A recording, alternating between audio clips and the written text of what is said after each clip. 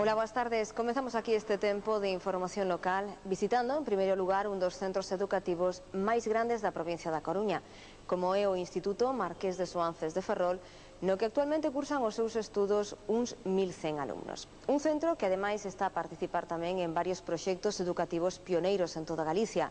Por unha banda, para loitar contra o fracaso escolar e tamén para previr a violencia nas aulas. Iniciativas que, como de seguir imos ver, están dando xa os primeiros resultados.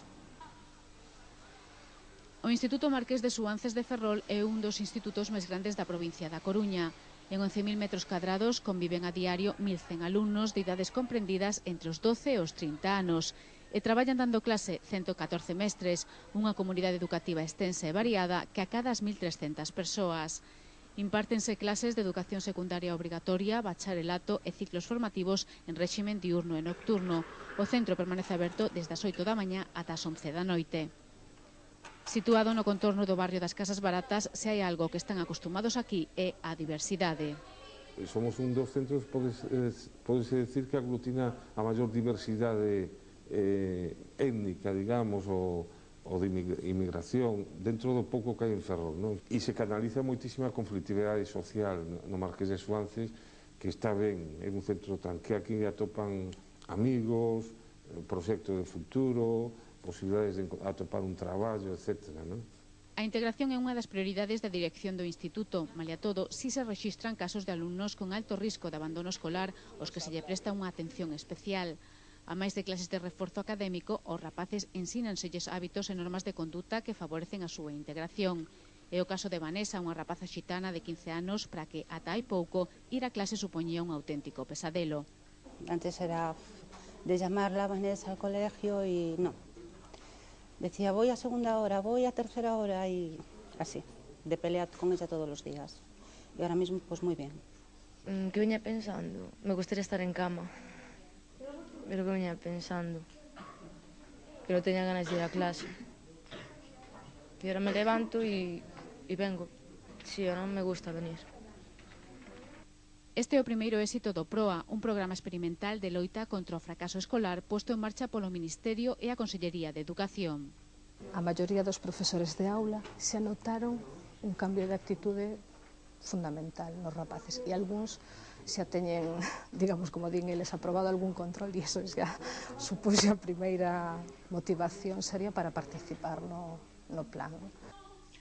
En actividades extraescolares como esta, experimentan valores novos para eles, aprenden a escoitar e a respectar os demais. Sienten que saben e que pueden hacer algo, que es algo a lo que no están acostumbrados, todo os sale mal, todo, no, pues puedes cantar muy bien, puedes tocar este instrumento, a ver, pues venga, ¿qué podemos hacer con esto? Y de alguna manera, pues eso es un incentivo para ellos.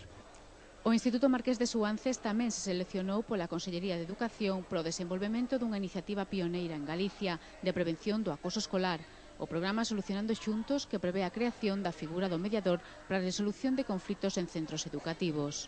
María fala a Elena e di: estou hasta as narices de que sempre me interrompas na clase, es unha pesada. Entón o mediador diríxese a Elena e di: a María sábelle mal o pesada que es. Está sendo neutral aí o mediador? Non, non?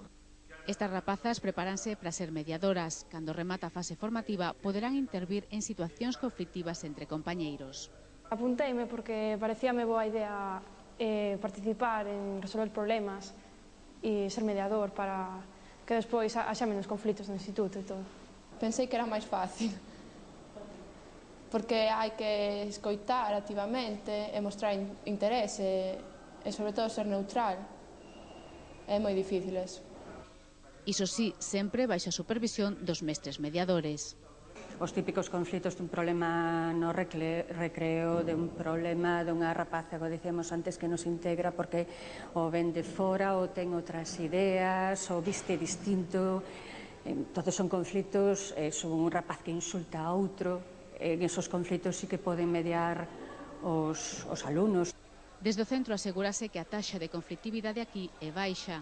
Unha das chaves é a normativa interna do propio instituto, que todos están obrigados a respectar, e a bagaxe dos seus responsables. Estamos acostumbrados a esa diversidade, ¿no? Entonces, hai moita experiencia, digamos, non quero decir que sempre sea exitosa, ¿no?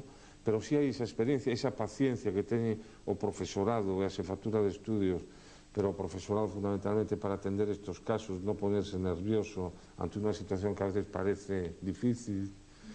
O diálogo como instrumento de traballo é importantísimo.